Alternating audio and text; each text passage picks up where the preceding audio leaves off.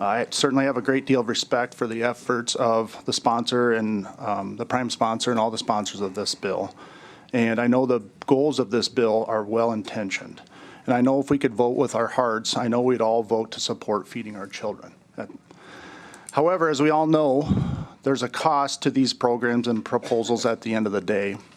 We've all heard the saying, there is no free lunch, meaning someone still has to pay.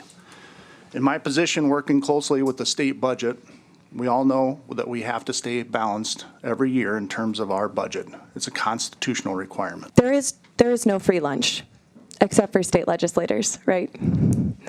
We all get per diem to pay for our meals while we're out here, and I think the taxpayers might argue that is a free lunch for us. So, outside of core funding obligations that he mentioned for our schools, I can't think of anything more core to education than children having fully developed brains and being able to focus in their schools.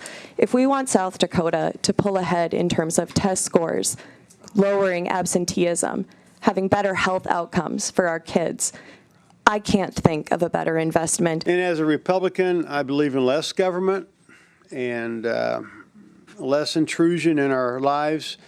And nowhere in the Constitution, our South Dakota or U.S. Constitution, does it say anything about being responsible for feeding school children.